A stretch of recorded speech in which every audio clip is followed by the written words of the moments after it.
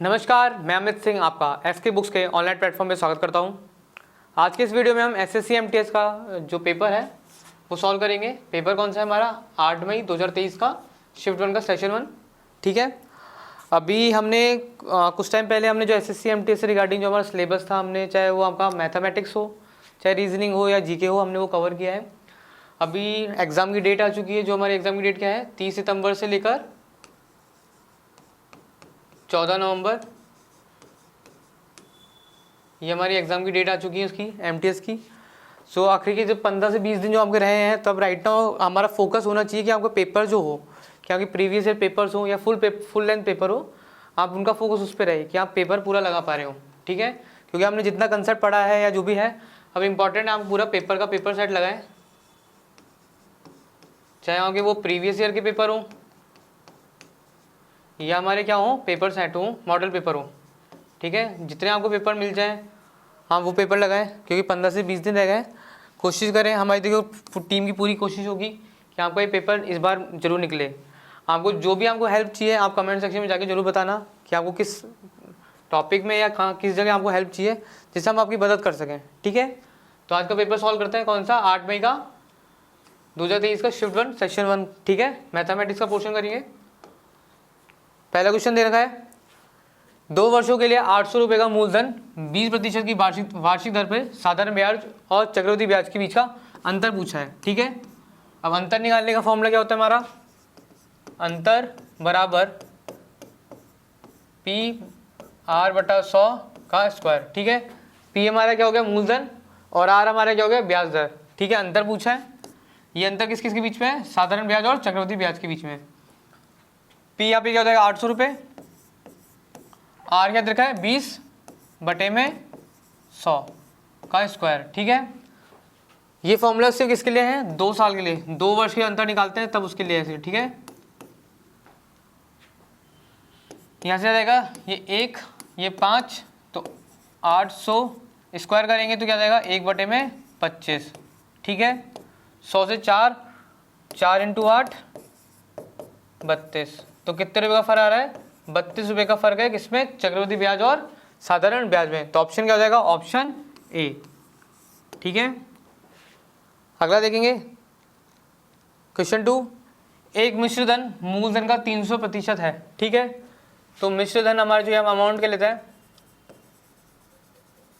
वो कितना मान लेते हैं? 300 मान लेते हैं। अगर हमारा प्रिंसिपल क्या हो या मूलधन हमारा क्या हो? 100 हो। ठीक है, तो यहाँ से मैं ब्याज निकाल सकता हूँ। ब्याज क्या जाएगी? 300 माइनस 100 कितना आ गया? 200। ठीक है, ब्याज कितना आ गया मेरा? 200 रुपये। अब उसने पूछा अगर दर भी कितनी हो? 10% हो, तो समय कितना लगेगा? कितना? जब 200 ब्याज आए और मूलधन कितना हो? 100, तो यहाँ निकालेंगे 100 हमारा मूलधन गुणा दर कितनी हमारी 10 और समय बटे में 100, और ब्याज हमारा कितना है?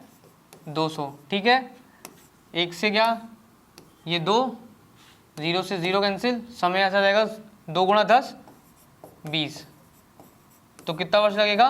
20 वर्ष। ठीक है, तो ऑप्शन क्या हो जाएगा हमारा? Option D. देखिए, हमारा पेपर सेट कराने का फोकस जो है वो ये नहीं है कि हमें पेपर आपके सॉल्यूशन आपको कहीं पे भी मिल जाएंगे, आपको बुक्स में मिल जाएंगे, आपको रिटर्न में मिल जाएंगे, आप कर भी लोगे। हमारा फोकस पेपर सॉल्व कराने का ये है कि आप पेपर में जो समय लगता है या आपको जो ट्रिक्स हो सकती हैं, आप वो या क्वेश्चन का लेवल होता है या क्वेश्चन कैसे करने का तरीका है वो आपको पता चले। ठीक है, आप क्वेश्चन कर रहे हो, आपको कंसेप्ट पता है, आप कंसेप्ट कैसे लगा रहे हो वो आपको पता चल जाए, क्योंकि वहाँ पे आपको सोचने में टाइम नहीं लगाना है कि क्वेश्चन करना कैसे। आपने क्वेश्चन पढ़ा और सीधा क्वेश्चन सॉल्व करना स्टार्ट किया। ठीक है, आपका पेन चलना स्टार्ट करना चाहिए। तो वो जो टाइम लगता है कि यार हमने कंसेप्ट पढ़ लिया, पर क्वेश्चन को लगाना कैसे और पेपर में आता कैसे है, किस लेवल का क्वेश्चन आता है। ठीक है, यही इसलिए हमारा कारण है कि हम जो पेपर्स करा रहे हैं वो यह है। साथ में जब हमने जब हमने लेक्चर्स पढ़ाए थे उसमें भी हमारा फोकस यही था कि हमने कंसेप्ट तो पढ़ लिया, पर इंपॉर्टेंट क्या है हमारा? क्वेश्चंस लगाना। ठीक है, तो हमने हर तरह के लेवल्स के क्वेश्चन सॉल्व किए थे, जितने डिफरेंट वैरायटी के क्वेश्चन हो सकते थे हमने वो करे थे। ठीक है, तो हमारा पेपर सेट से फोकस ये है कि हम क्वेश्चन को करने का तरीका क्या हो सकता है। ठीक है, करने के तरीके बहुत होता है, पर कम से कम समय लगे और उससे जितना बड़े आंसर निकले उतना। ठीक है, अगला क्वेश्चन देखते हैं क्या कह रहा है कि एक पाइप 8 घंटे में बर्तन को भर देता है। 8 घंटे में क्या करता है, भर देता है, ठीक है। और दूसरा पाइप, दूसरा नल जो है जो 16 घंटे में क्या है, खाली कर देता है, ठीक है। तो ये हमारा पहला, ये दूसरा, पहला 8 घंटे लेता है, दूसरा 16 घंटे। एफिशिएंसी एलसीएम निकालेंगे तो क्या आएगा 16। अब पहला क्या कर रहा है, भर रहा है, तो कितना आ गया यहाँ से 2, ये कितना खाली कर रहा है, ये तो ये आ गया 1, ठीक है। अब वो बोल रहा है कि अगर यदि दोनों नल खोल दिए जाए तो बर्तन भरने में लगने वाला समय क्या होगा, ठीक है। समय निकालेंगे, कुल कितना है 16, दोनों की एफिशिएंसी मिला के कितनी आ जाएगी 2 - 1 कितना हो जाएगा 1, 2 - 1 क्या हो जाएगा 1, 16/1 बराबर 16। तो 16 घंटे लगेंगे हमें अगर दोनों नल हमने साथ में खोल दिए। तो ऑप्शन क्या जाएगा, ऑप्शन सी, ठीक है, ऑप्शन सी। अगला देखेंगे, ए की दक्षता बी की तुलना में दुगनी है, ठीक है। पहले लिख लेते हैं ए और बी, दक्षता ए की दक्षता बी की तुलना में दुगनी है, तो या अगर बी 1 है तो ए 2 हो गया।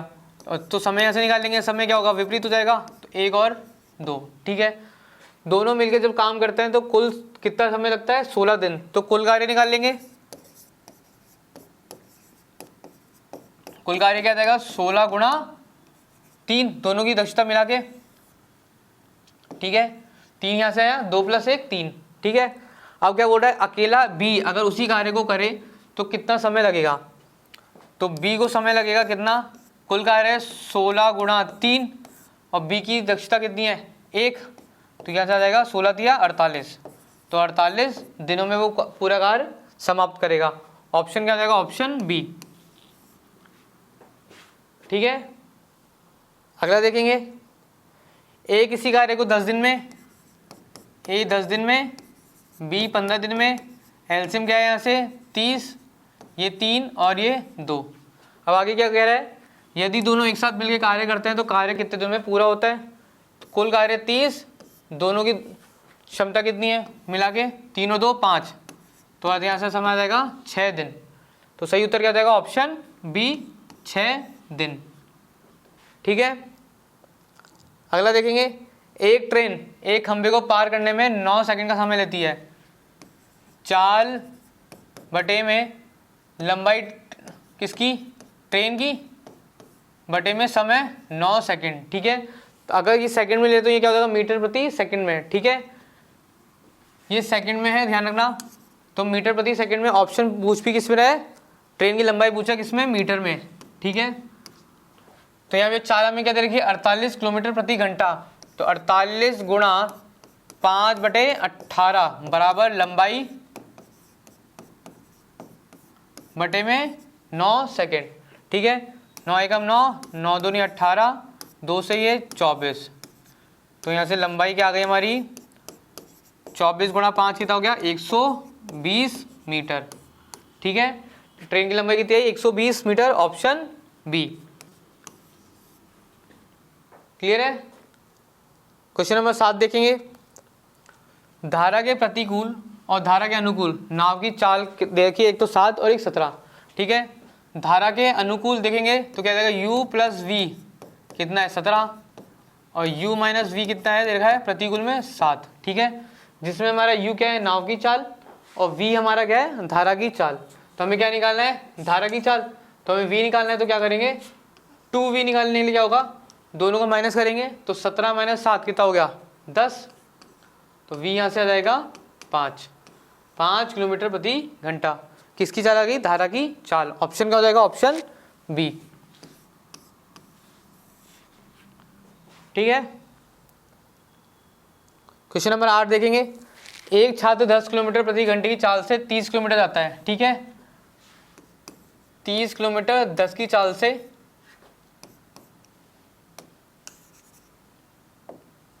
10 की चाल से, फिर क्या कह रहे हैं 36 किलोमीटर 18 की चाल से, और फिर शेष 24 किलोमीटर किसकी चाल से 6 की चाल से। तो यात्रा में कुल कितना समय लगेगा, 10 की चाल से 30 आएगा तो कितना समय लगेगा 3, यहाँ से 18 की चाल से 36 में कितना लगेगा 2, और 6 की चाल से 24 में कितना लगेगा समय 4। तो 3 + 2 + 4 कितना आएगा 3 × 2 = 5 और 4 9 घंटे, ठीक है, कुल समय कितना लगेगा 9 घंटे, ऑप्शन सी। ठीक है, अगला देखेंगे क्या बोल रहा है, 12, 27, 40 का एलसीएम पूछा उसने। 12, 27, 40, 2, 6, 27, 20, 2 से अगेन 3, 27, 10, 2 से 3, 27, 5, 3 से 1, 9, 5, 3 से 1, 3, 5। ठीक है, एलसीएम निकालेंगे। 2 दूनी 4, 4 दूनी 8, 8 तिया 24, 24 तिया 72, 72 5, 540, 72 गुणा 5 तिया 15, तो 15 दूनी 30, 15 7 105 और 3 108, तो एलसीएम क्या आ गया 1080। ठीक है, option B, option B. Clear है, अगला देखेंगे क्या बोल रहा है कि निम्नलिखित प्रश्न में प्रश्न चिन्ह की जगह क्या आएगा। मतलब इसको सॉल्व करना है और प्रश्न चिन्ह की बताना है कि प्रश्न चिन्ह की जगह क्या आएगा, मतलब इसका फाइनल सॉल्यूशन क्या आएगा। ठीक है, उत्तर बताना है। तो 48/8 गुणा में 1/30 प्लस 44/5। ठीक है, अर्चिंग 48, 6 कम 6 पंजे 30, तो 1/5 प्लस 44/5, एलसीएम 5 आ गया, 44 और 1 45, तो 5 एकम 5, 5 एकम 45। ठीक है, आंसर क्या देगा, ऑप्शन बी 9। क्लियर है, यहाँ बोर्ड मार्क्स लगाएंगे तो हम कहते हैं देखो पहले ब्रैकेट सॉल्व करते लेंगे, यहाँ से फिर ये सॉल्व, फिर ये, और ऐसे चलते लेंगे। ठीक है, तो इसको मैं क्या लिख लेता हूँ एक बार, देखो 20 गुणा में अंदर 24/105, ठीक है, गुणा में 75 गुणा 119, भाग में क्या दे रखा है 15 गुणा 17। ठीक है, ये लिखा हुआ है। तो देखिए 15 से 15 5 75, 17 एकम 7 और ये 7 से। ठीक है, 5 से क्या 21, 7 एकम 7, 7 या 21, 3 से क्या ये 8, तो 20 गुणा 8 कितना हो गया 160, 20 गुणा 8 160। ठीक है, ऑप्शन क्या हो जाएगा, ऑप्शन ए। ये नहीं करना है कि आप इसको सॉल्व, पहले इसको गुणा किया फिर इसका भाग दिया फिर भाग दिया, ऐसे नहीं। आपको बोर्ड में का रूल पता है तो आपको पता होना चाहिए कैसे कैसे चीज़ को सेट करते चले जाएंगे और बाद में सिर्फ कटता चला जाएगा। ठीक है, अब यहाँ पे कोई हमने कोई कैलकुलेशन नहीं की, बस क्या करना 20 गुणा 8 ही किया है हमने, बाकी सब कट गया, तो हमारा आंसर क्या है 160। ठीक है, ऑप्शन ए। अगला देखेंगे क्या बोल रहा है कि 20 व्यक्तियों की औसत आयु 18 दे रखी है। 20 की औसत आयु 18 दे रखी है और इसमें क्या है कि 39 साल का व्यक्ति और जुड़ गया है। ठीक है, तो नई औसत क्या जाएगी, तो नई औसत निकालनी है। तो अब कितने लोग हैं 20 और ये 21। ठीक है, यहाँ से देखो 3 से क्या 7, 3 से क्या ये 6, 3 से क्या 13, 120 प्लस 13 बटे में 7, 133 बटे में 7, ये आ गया 19। ठीक है, ये आ गया 19, मतलब नए जो नया औसत क्या है वो है हमारी 19 वर्ष। अब देखो हमने इसको कैलकुलेशन से किया, अगर इसमें थोड़ा सा जो हमने फॉर्मूला पढ़ा है कि एक नए व्यक्ति के आने से इतनी उम्र में इतना इजाफा होता है, तो नए व्यक्ति की उम्र कितनी है। ठीक है, वो वाला फॉर्मूला लगाता है। नए व्यक्ति की उम्र कितनी है 39। ठीक है, पहले कितने लोग थे 20, उसके जुड़ने से लोग कितने हो गए 21। औसत में क्या वृद्धि हुई है हमें नहीं पता, तो हम लिख लेते हैं x। ठीक है, अगर प्लस में होगा तो वृद्धि हुई है, अगर कटौती हुई है कम गिरा है तो ये माइनस में आ जाएगा प्लस। अब पुराना औसत कितना है हमारा, पुराना औसत कितना है हमारा 18 का, तो ये आ जाएगा 18। 39 बने 18 क्या हो गया 21, 21 बराबर 21 गुणा x, 21 से 21 हटा तो x क्या है हमारा 1। तो मतलब हमारी वृद्धि हुई है, औसत में क्या हुई है वृद्धि। तो पहले कितना था 18 था, अब नया औसत क्या हो गया 19, तो 18 प्लस 1 बराबर 19 वर्ष। नया औसत क्या आ गया हमारा 19 वर्ष। ठीक है, दोनों तरीके से कर सकते हो, कैलकुलेशन करना हो सिंपल बेसिक इससे करो, अगर आपको ये फॉर्मूला पता है तो आप इस फॉर्मूले से भी कर सकते हो। ठीक है, इसमें क्या है कि नया व्यक्ति की औसत आयु या टीचर की आयु जो लिखते हैं हम, वो नया जो नंबर है कि अब कितने व्यक्ति हो गए हैं वो बढ़त या घटोतरी जो भी हुई है प्लस पुराना औसत। ठीक है, ये वो फॉर्मूला लगाया और उससे हमने क्वेश्चन को सॉल्व किया है।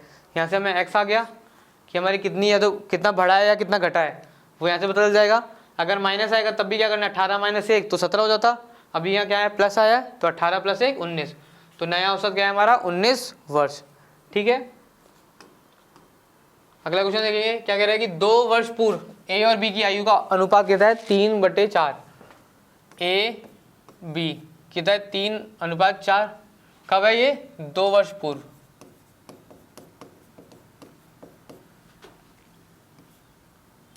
अगला क्या बोल रहा है कि 4 वर्ष पश्चात उनका औसत आयु क्या है 4:5। ठीक है, कितना कब 4 वर्ष पश्चात।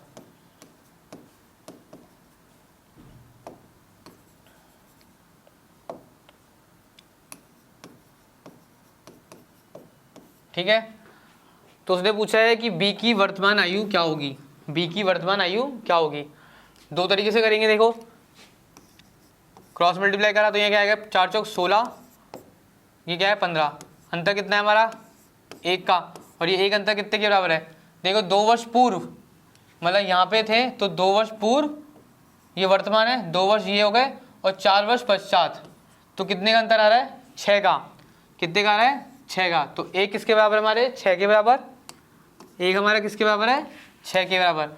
तो उसने क्या पूछा बी की वर्तमान आयु, तो बी की आयु निकालेंगे। देखिए 2 वर्ष पूर्व निकालें या 4 वर्ष बाद निकालें, तो 4 वर्ष इससे निकालें तो 4 गुणा 6 क्या आया 24, पर ये कब है 2 वर्ष पहले, तो इसमें 2 वर्ष और जोड़ेंगे तो 24 + 2 ये क्या आ गया 30 ओ 26, क्या आ गई वर्तमान आयु क्या आ गई 26।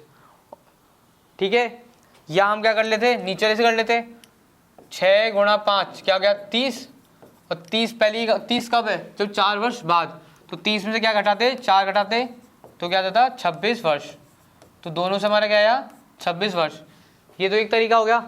दूसरा तरीका है हमारा डायरेक्ट ऑप्शन से। किससे करेंगे ऑप्शन से। हमें क्या दे रखा है अनुपात दे रखा है ए बी का।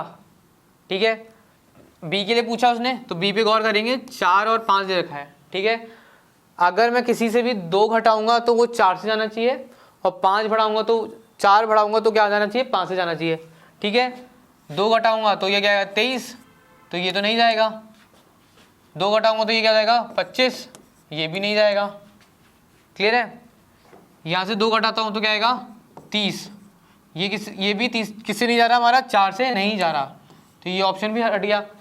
अगर इसमें से 2 घटाऊंगा तो क्या जाएगा 24, ये जा रहा है, 5 जोड़ूंगा कितना 4 जोड़ूंगा तो क्या जाएगा 30, और ये मेरा 5 से जा रहा है और ये मेरा 4 से जा रहा है, तो सही उत्तर क्या हो जाएगा ऑप्शन बी। ठीक है, या तो आप ऑप्शन से करो या आप इस तरीके से करो। ठीक है, दोनों से आंसर क्या आएगा हमारा ऑप्शन बी 26 वर्ष।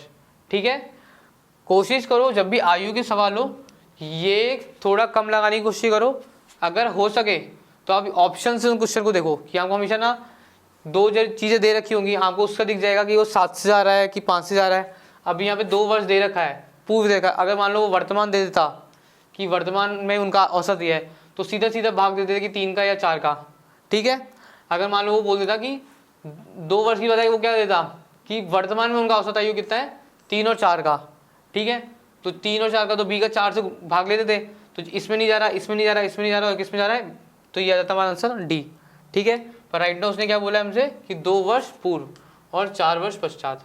ठीक है, तो कोशिश करो जब भी आयु के सवाल हो आप ऑप्शन से करने की कोशिश करो, क्योंकि वैसे भी जो आयु का जो चैप्टर होता है ये हमारा रीजनिंग का चैप्टर है, इसमें थोड़ा हमने मैथमेटिक्स के फॉर्मूलेस लगा लेते हैं, तो ये हमने मैथमेटिक्स में डाल दिया क्योंकि नंबर से आप उसको डिनोट कर सकते हो, नहीं तो एक्चुअली में ये चैप्टर किसका है हमारा रीजनिंग का। ठीक है, आगे देखेंगे क्वेश्चन नंबर 14। एक स्कूल में वार्षिक चुनाव में मतदान करने के वाले कुल छात्रों की संख्या कितनी है 2000। ठीक है, 2000 छात्र हैं, उनमें से 1600 छात्रों ने उम्मीदवार ए के लिए मतदान किया। कितनों ने किया 1600 ने। उम्मीदवार ए के लिए मतदान करने वाले छात्रों की प्रतिशत बताना है। ठीक है, तो 1600 ने किया और कुल कितने थे 2000 गुणा में 100, ये तो सीधा सीधा है,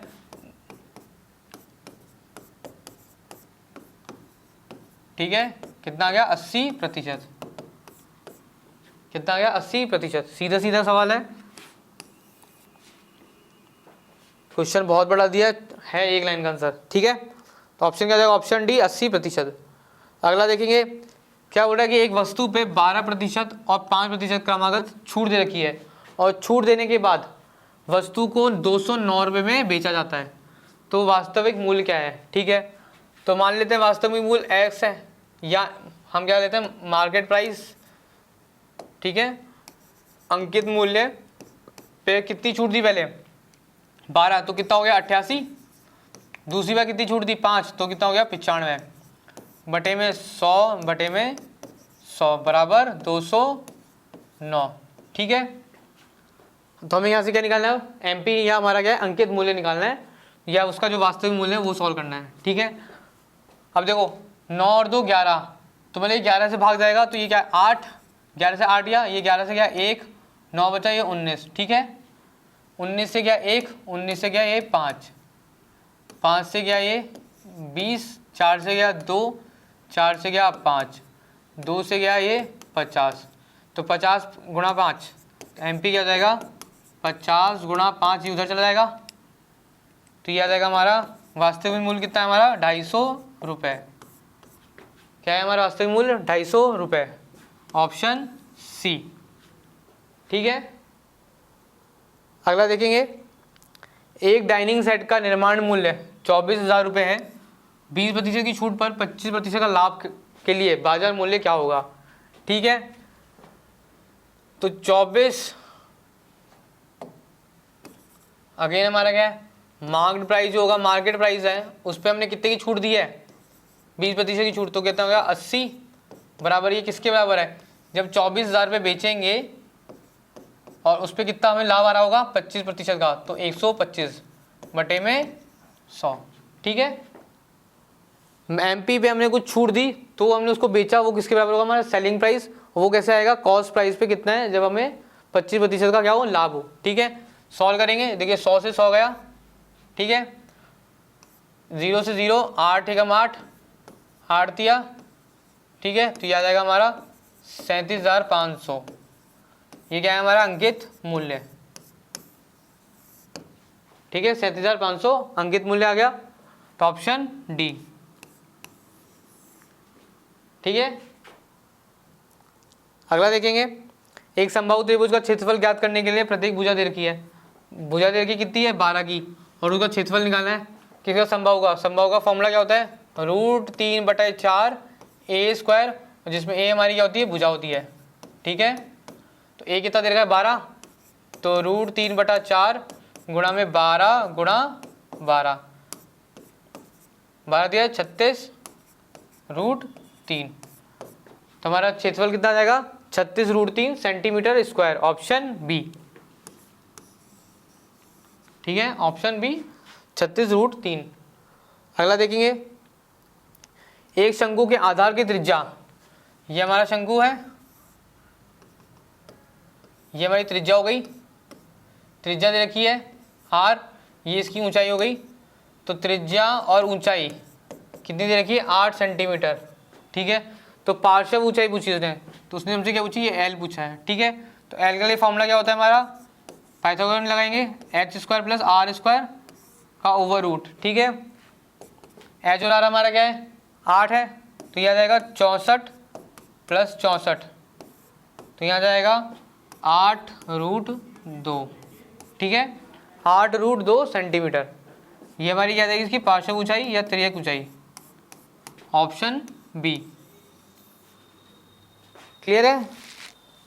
अगला देखेंगे क्या बोल रहा है निम्नलिखित रेखा 19 नंबर है ना, निम्नलिखित रेखा ग्राफ का ध्यानपूर्वक अध्ययन करें और दिए गए प्रश्न का उत्तर देंगे, ठीक है।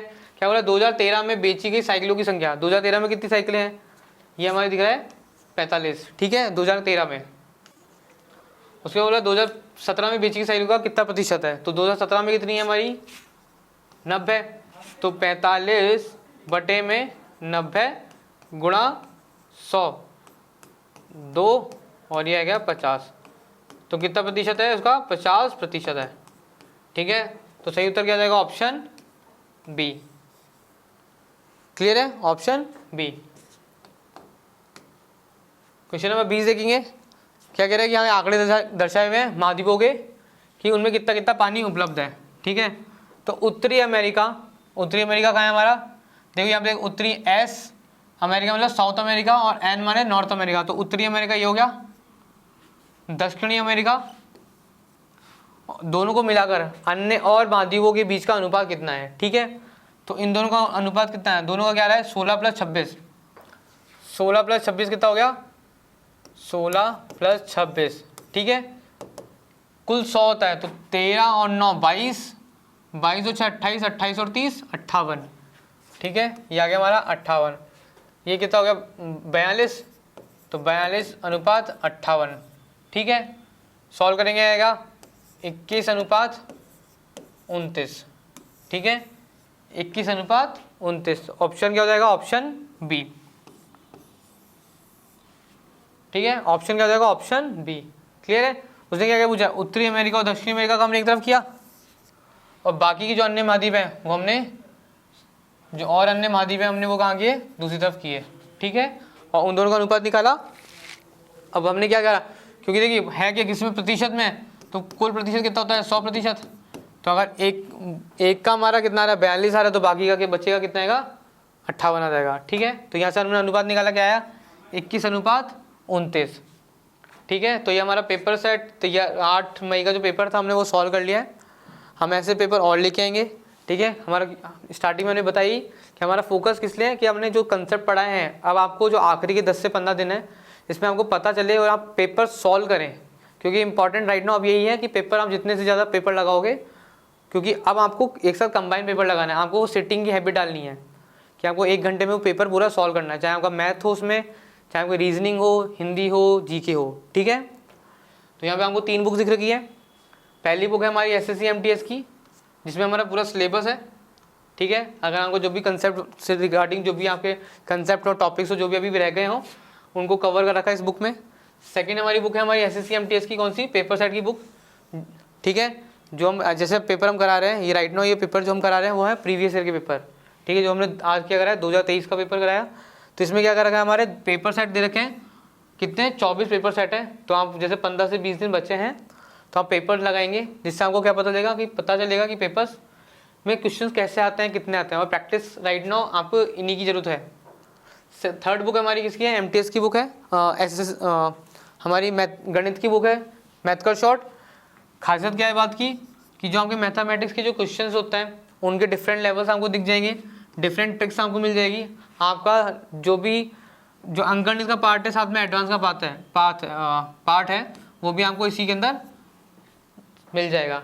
तो अगर आप किसी और एग्जाम की भी तैयारी कर रहे हो जिसमें मैथमेटिक्स का लेवल थोड़ा हाई है तो वो आपको इसी बुक से आपका कवर हो जाएगा, आपको डिफरेंट बुक लेनी नहीं पड़ेगी। ठीक है, तो एग्जाम पर्पज से आप ये तीनों बुक जरूर लें। आपको एग्जाम से रिगार्डिंग कोई भी क्वेरी हो कि आपको जो भी मदद चाहिए आपके एमटीएस के पेपर के लिए, आप कमेंट सेक्शन में जाके ज़रूर बताएं। ठीक है, या और कोई एग्जाम की आप प्रिपरेशन कर रहे हो तो उससे रिगार्डिंग भी आपको कोई भी हेल्प हो, किसी भी तरीके की हेल्प हो चाहिए हो, या आपको जो भी आपको उससे रिगार्डिंग कोई भी डाउट हो, आप कमेंट सेक्शन में जाके अपना फीडबैक जरूर दें। अपने दोस्तों में जाके ये बुक्स को जरूर बताएं, वीडियो को शेयर करें। ठीक है, तब तक के लिए हम अगले वीडियो में वापस मिलते हैं नए पेपर के साथ। तब तक के लिए जय हिंद, धन्यवाद।